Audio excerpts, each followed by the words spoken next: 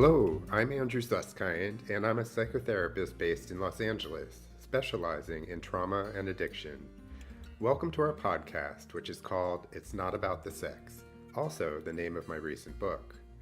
Here we focus on all topics related to compulsive sexual behavior, often referred to as sex addiction. In particular, we explore ways to build long-term, sustainable recovery. Our intention is to offer fresh viewpoints, brand new perspectives, and practical tools toward living a deeply connected life. Let's get started. Marty Simpson has over a decade of experience in the field of sex addiction treatment. She is a licensed marriage and family therapist, a certified sex addiction therapist, a certified Daring Way facilitator, and a certified partner trauma therapist. She's a trauma specialist who's fully trained in EMDR, brain spotting, neurofeedback, voice dialogue, APSATs, and sensory motor psychotherapy. Marty is a very busy clinician. Her couples training includes the psychobiological approach to couples therapy and relational life therapy. Marty has also studied group therapy with the Group Psychotherapy Association of Los Angeles. A distinguished speaker and educator, Marty has presented at international conferences, associations, and universities. She has also appeared in various media interviews for television, radio, webcasts, and magazines. Some of Marty's webinars and lectures can be found on YouTube. Previously employed at both the Sexual Recovery Institute here in Los Angeles, as well as the Center for Healthy Sex, Marty has a specialty working with partners of sex addicts and couples in recovery. She's in private practice in West Los Angeles and Woodland Hills, and she can be found at www.martysimpsonmft.com. I'm so pleased to have my colleague Marty Simpson here with me today.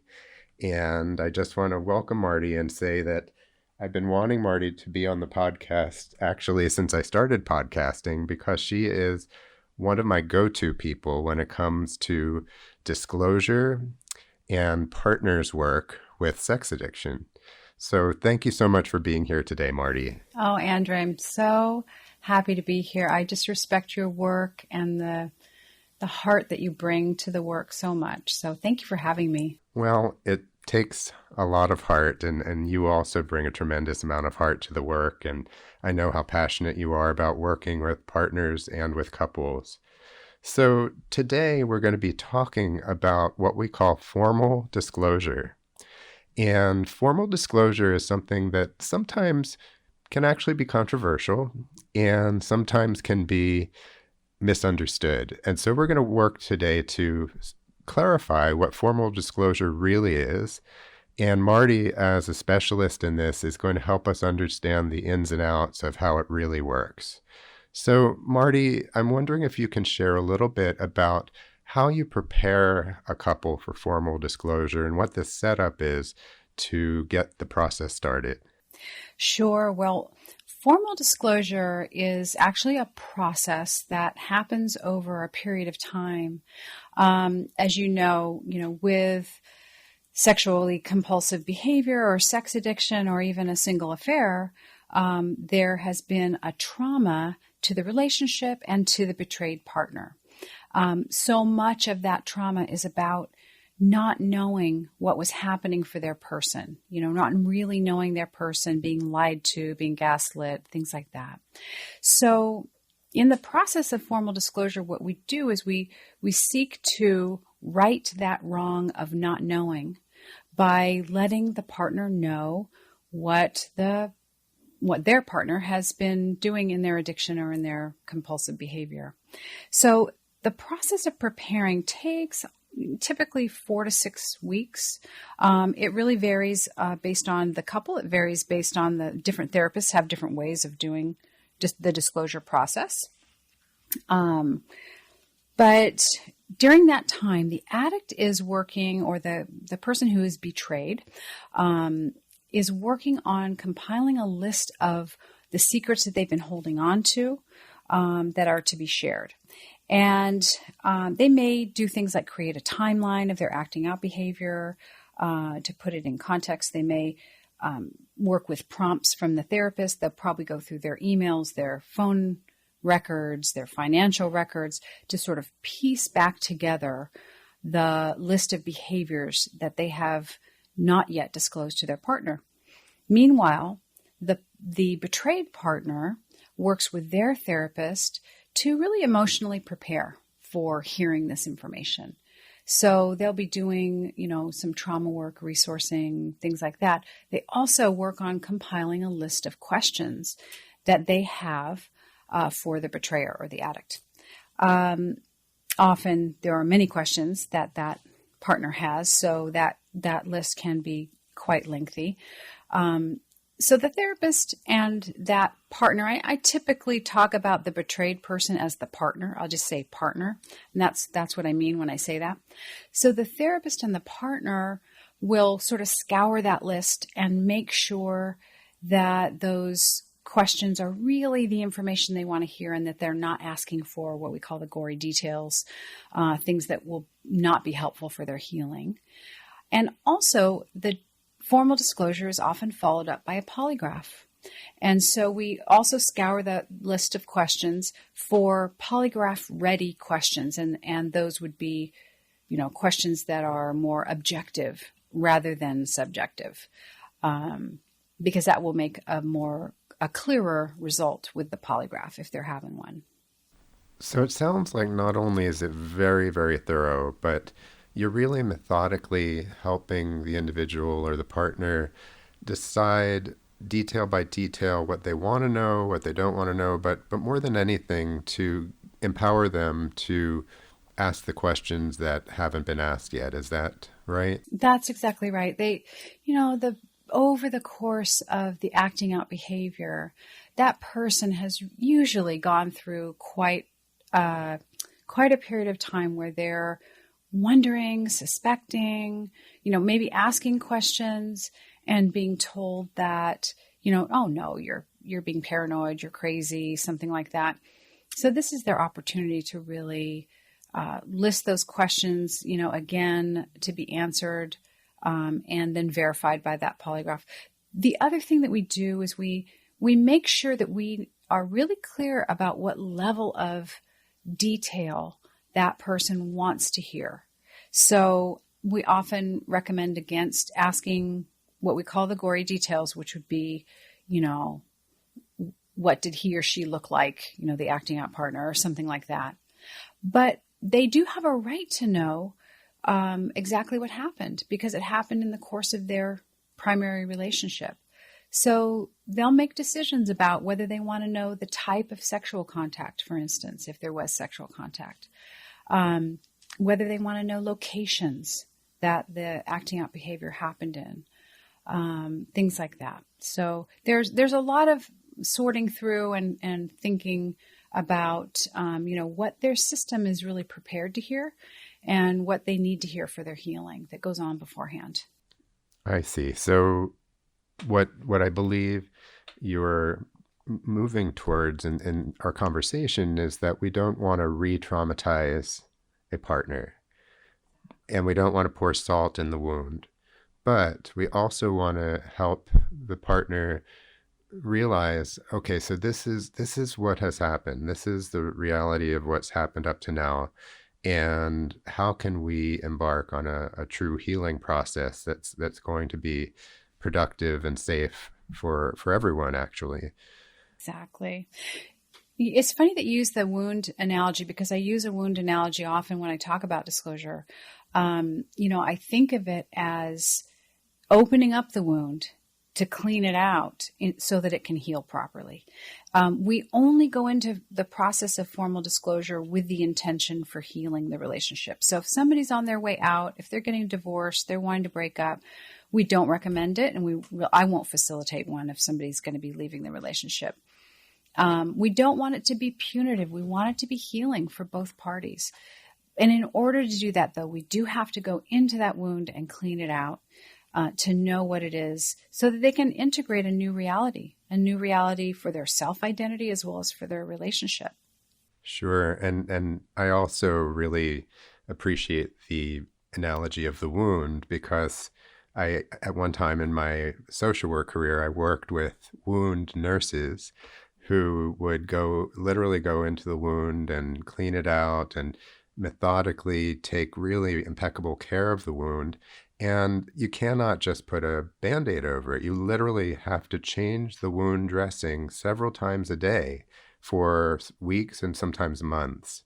And I think there's a strong parallel in what you're saying is that the wound or the wounds of the past need a tremendous amount of love and attention and care. Absolutely. And I actually really like what you're adding to my analogy. I hope you don't mind if I borrow it sometimes. But that going back and redressing really reminds me of how important it is in the healing process for the betrayer to understand that there are going to be times when this trauma keeps showing up. So even after the formal disclosure, it's not a one and done. The trauma is going to resurface, and when it does, it's so important for them to take responsibility and be remorseful and not defensive, and just really be there as a strong container for the feelings that show up for the betrayed partner. So I like that idea of redressing the wound, and it's important that they go into this process knowing that and knowing how trauma works that way. Trauma happens. We chip away at trauma. We don't heal it in one session. Absolutely. And so along those lines, I am wondering about the impact of the full disclosure or the formal disclosure on the relationship, because at times it must get worse before it gets better, right? Sure. Yeah. Often what happens with the disclosure process, for the betrayer or the addict, leading up to the disclosure, they're very anxious. They've been holding on to these secrets for so long, and they're really afraid. And I will say most of the addicts and, people who have been compulsive around their sexual behavior, most of them that I've worked with, and I've worked with thousands, they don't hold the secret only to protect themselves. They hold the secret also to protect their partners because they don't want to hurt their partners. It's a little counterintuitive, but that person often does not intend to hurt their partner. And so they're holding on to this information. They're very anxious to let go of it. Then once they do have the formal disclosure session, they actually often will feel a tremendous sense of relief because they've now unburdened themselves of these secrets. Meanwhile, the partners, this may be the first time they're hearing about a lot of information. And so the partner often does take a couple of steps back, but they're temporary steps most often. If they're working with a good trauma specialist, they will be able to process the information in a healthy therapeutic way. And like I said, reintegrate that information into their new reality. But they do take a couple steps back. Usually there's, a bit of a rupture that happens right after the session, but we're prepared for it. We know that that's going to happen. We take measures if they need to have boundaries or some kind of separation within the house or something like that. We set that up. We help them set that up. The other thing that's really important to mention is that people do this voluntarily. I don't recommend that people do it. I let them know that that's a possibility, but they choose to do it for their relationship. And that's really important to note. Often the addict goes into the formal disclosure a little hesitantly. They're afraid. And it's usually the partner, the betrayed partner, who says, I need this to heal. If we're going to try to heal this relationship, then this is what I need. And that's usually how the formal disclosure gets set up. Right. And just to circle back to what you mentioned about polygraphs, the average therapist who's not trained in sex addiction or understands the idea of disclosure or polygraphs might have some big questions about why that would be the measure taken. So I'm wondering if you could share more specifically, what would warrant somebody moving in the direction of a polygraph after a formal disclosure? Sure. Betrayed partners, because so much of the betrayal is about the lying, and actually the lying and the gaslighting is what they most often, most partners will say that's the most painful part. It's even more painful than knowing that their partner had been unfaithful to them or sexual with others. It's the lying that really does the damage. Betrayal at its core is an intentional disloyalty, and it undermines the trust and the confidence in the relationship. And most partners are really trying very hard to be able to trust again. And polygraph happens to be one of the ways that they can get that verification that what they've been told now is true, and that they've been told everything that they're asking for. It's not a perfect measure. There's a 94% or 96, I can't recall which, accuracy. So there's a margin of error. I think it's 96%. I think it's a 4% margin of error when someone's well trained. But it's the best measure we have to verify that the information that they were supposed to tell, they told, and that they told all of it. So, with all of this in mind, the formal disclosure, the possible polygraph tests after the disclosure, why would a couple choose to go in that direction versus a more traditional couples therapy type work? I would say they probably want to do both. The ones that choose formal disclosure probably want to do the relational couples work as well. But the first, weeks, months after discovery are more like triage. They're more like crisis management. And in order to get to that deeper, really more vulnerable relational work, they really need to get this trust piece back online and back on the rails, I guess. So most betrayed partners feel like they cannot do the deeper, more vulnerable work without first creating a sense of safety in the relationship. And the truth, knowing the truth, is really the basis of that, is the foundation of that new creation of trust in the relationship.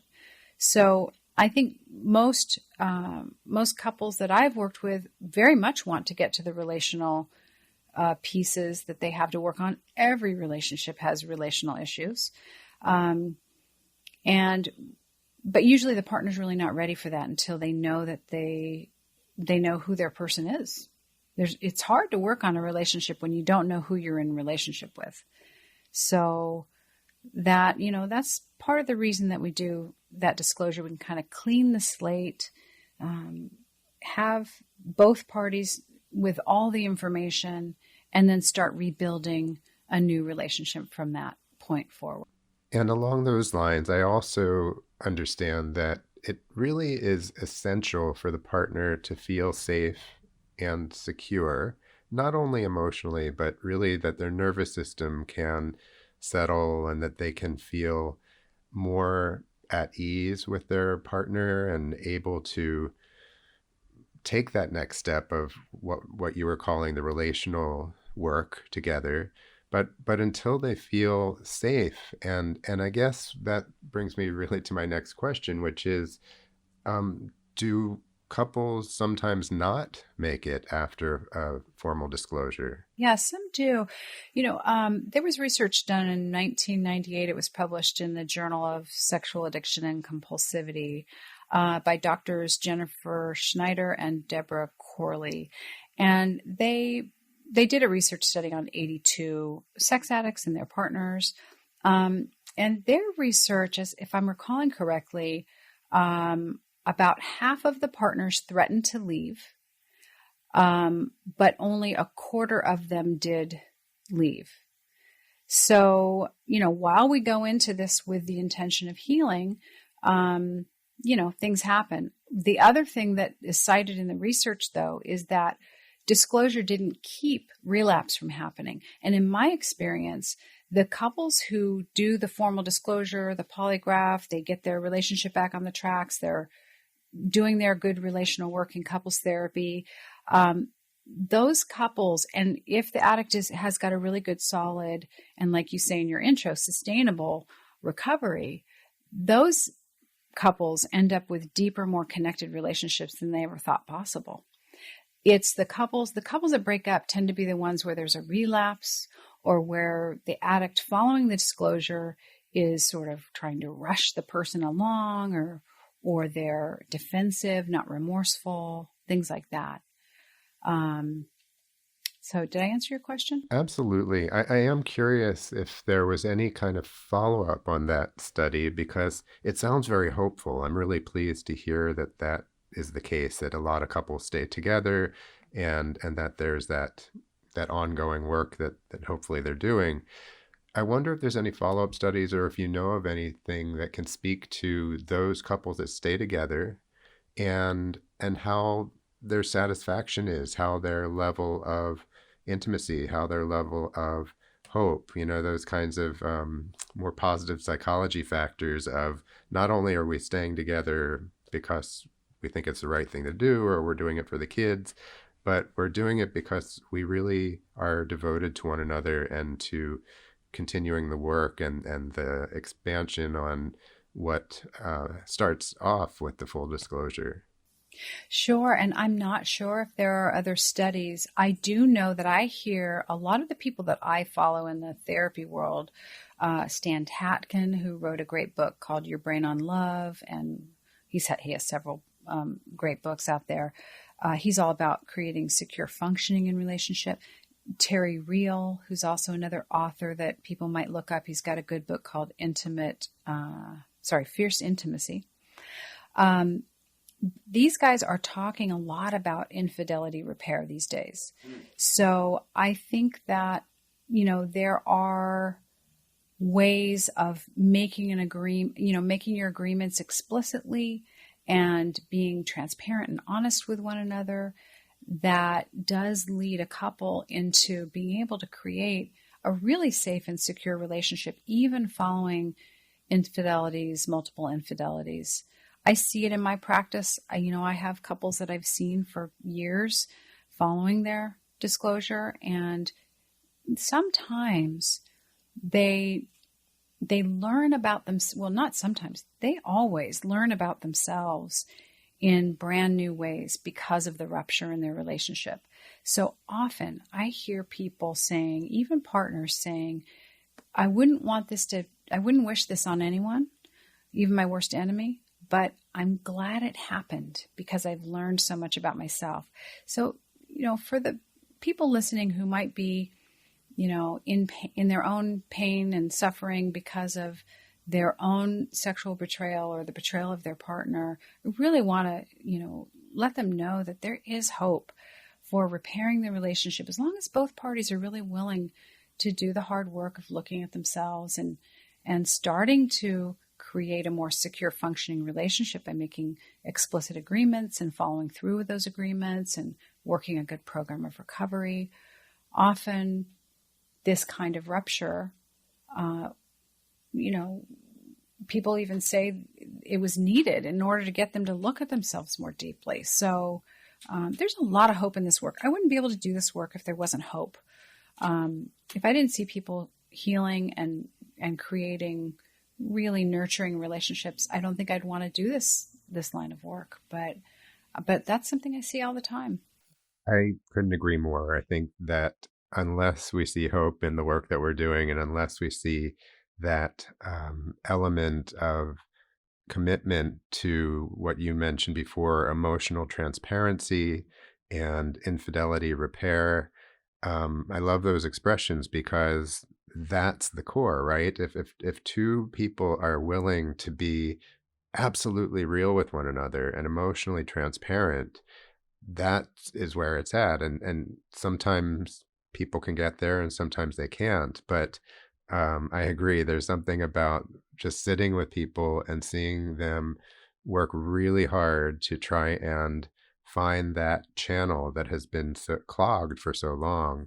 And I can't have this conversation without mentioning Esther Perel because her recent book, The State of Affairs, really I think drills home the idea that it's not the infidelity that counts. It's how a couple deals with it and how they look at it as an opportunity to grow as individuals and as a couple. Absolutely. I love Esther's word. She says, so important for them to understand, for the addict to understand what the affair or, behavior did for them. And it's important to understand what the, infidelities of the affair did to the partner. But she has a more eloquent way of saying it than I do. But it is important. We have to understand the impact of this on the relationship and on the partner. And we also have to understand what was happening for that addict, what was happening for that person who was going outside the relationship. Why was it, why were they unable to turn towards the relationship in that, to have their needs met or to cope. So those things are so important. I love her work, and she's really such a bright individual, and she has a lot of great work out there. Right. And in my opinion, has opened up a dialogue in a way that was so necessary among our colleagues, among ourselves, among our clients. And one thing that I wanted to come back to is, and this is something that probably will need to be discussed on another podcast, but the idea of how infidelity does not equate to compulsive sexual behavior. Right. And that's a misunderstanding that that's not an easy one to totally distinguish, but they are different, and yet there's overlap. Wouldn't you say, Marty? Absolutely. Yeah. Not everyone who is unfaithful is acting out of a compulsive, set of behaviors. Not everyone who's unfaithful is an addict. I sort of try to mix up the terms betrayer, addict, compulsive, sexually, just because I want it to be inclusive. Everyone has a unique experience of this, and different people come to it in different ways. Some people use sex and love and porn and, texting and all that like a drug, and other people don't. So it's important to note that while there is a lot of overlap and a lot of the resources are helpful for everyone, that there's very different ways that people come to this situation. Right. And the whole idea of formal disclosure, just to make sure that we laser this point, the formal disclosure is really set up and was really designed for those who were betrayed by their partner. And generally that is someone who has identified as either a sex addict or somebody who's compulsive sexually in one way or another. And so that's really where the formal disclosure process became more prevalent. Isn't that accurate? I believe so. I think it's really something that happens in sex addiction treatment. I don't think that it's something that's generally known. And that's actually, there's a word of caution that you want to make sure that you're working with somebody. If you're going to do a formal disclosure, A, don't do it at home. B, it's a whole, at home, right? It's a process that really needs to be set up with safeties and, a protocol for healing and all that.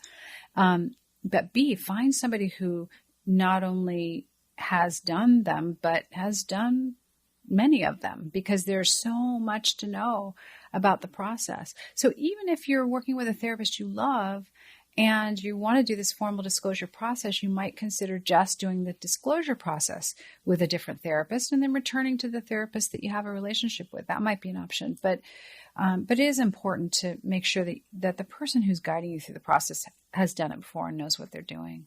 I'm wondering if there's anything else that you would like us to know about formal disclosure. Well, one thing, the thing that I just said reminded me that in the state of California, and I imagine in other states too, and maybe in other countries, there is not a license for a polygraph examiner. So if you're doing a polygraph with your formal disclosure, you want to make sure that you get a recommendation for, from others in the field or, others in the sex addiction treatment world or something. Somebody who is verified, has good credentials, good training, because basically in the state of California, you can buy a polygraph machine and hang a shingle and say that you're a polygraph examiner and know nothing about what you're doing. So you definitely want to make sure that the person that you're working with for polygraph is somebody who knows what they're doing. And just in general, it's fair and just to be honest with your primary partner about who you are. And the process of formal disclosure rights at least a part of that wrong that's been done to the partner. And it offers a new, clean start to the relationship. And, couples that are both willing to invest in their healing and do everything they can to repair the relationship usually end up with deeper, more connected, more intimate relationships than they had to begin with, or that, like I said before, that they even knew was possible. And that's really what keeps me in this work. It's seeing those relationships heal and thrive, and that is incredibly meaningful work for me. So that's why I do what I do. That is about all the time we have for today, Marty. I'm so appreciative that you could join us and have this time to talk about something that a lot of people really do not understand. And I hope we can have additional conversations on additional podcasts about related topics, because there's so much depth of understanding that you bring to the table, and very I also want to say a very fresh and easy kind of user-friendly approach to what this is all about. And I think there's just a tremendous amount for me to learn from you and for our audience to continue to learn. So again, thank you so much for joining us, and hopefully we'll see you again sometime soon. Thank you so much for having me. It's my pleasure to be here with you. I just respect you so much. Thanks, Andrew. You're very welcome. Thank you so much for joining us today. I was so pleased to have Marty Simpson with us this podcast, because she's not only an authority in the field, but she's so passionate and has such a big heart to offer to clients who go through this process. And if you enjoyed today's podcast, please give us a 5-star rating and review us so that we can know more about how we can best proceed with future podcasts. Thanks again for being here, and we will talk with you soon.